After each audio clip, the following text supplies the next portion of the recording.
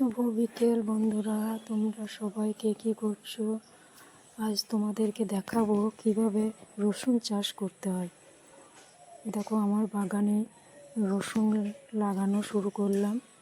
আমাদের তো বেশিরভাগ কাজই লেবার দিয়েই করাতে হয়। এই দেখো, মাটিকে প্রথমে কুড়ে নিয়ে রাখা হয়েছিল 2 দিন।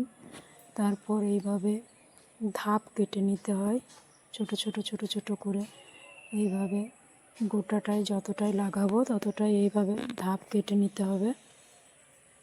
এরপর ওই ধাপে ধাপে জল দিয়ে দিতে হবে, একটু একটু একটু করে ভিজিয়ে দিতে হবে ধাপগুলো সব, তাহলে রসুনটা পোঁতা সহজ হবে। এইভাবে দেখো, লেবারে 2টো লেবার আছে, লেবারেই করছো সব কিছু।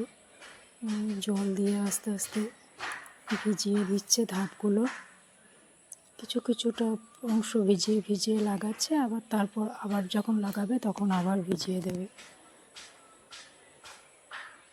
দেখো তোমরা কিভাবে ধাপে ধাপে জল দিয়ে ভিজিয়ে দিচ্ছে।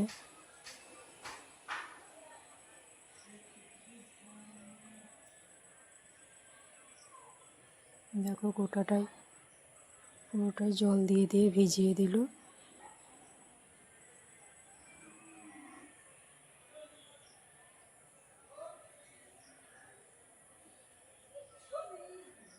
এইবারে দেখো, রসুন একটা একটা করে ছাড়িয়ে রেখেছিলাম আগে থেকে। ওই একটা একটা করে রসুন নিয়ে মাটিতে এইভাবে আলগা আলগা করে পুঁতে দিচ্ছি। খোসা সমেতই পুঁততে হবে, খোসা ছাড়ালে হবে না।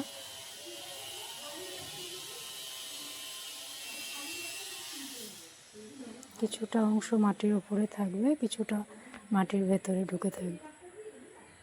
এই দেখো, তোমাদের কাছ থেকে দেখাচ্ছি। এই দেখো, এইভাবে মাথার দিকটা ধরে মাটিতে পুঁতে দেওয়া হচ্ছে।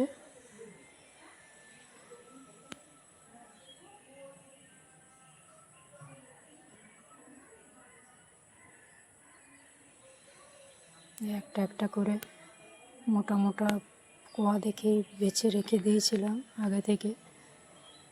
একটা একটা করে ধরে পুঁতে দেওয়া হচ্ছে।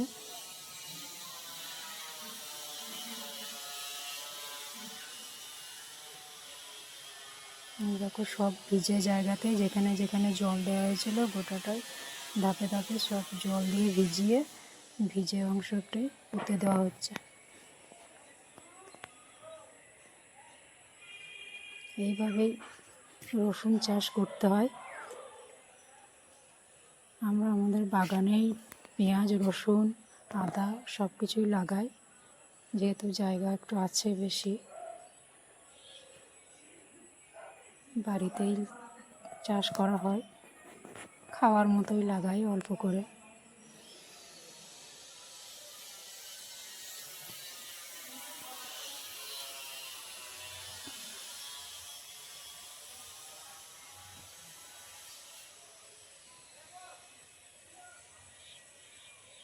যাই আমাদের লাগানো হয় সারা বছর প্রায় চলে যায়।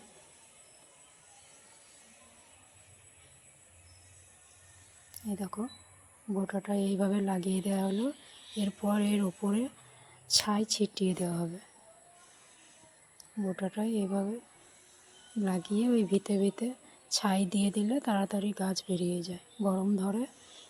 ছাই সার ওই ধাপে ধাপে যেগুলোয় রসুন লাগানো হলো তার উপরে ধাপে ধাপে ছাই সার দিয়ে দেবে, তাহলে তাড়াতাড়ি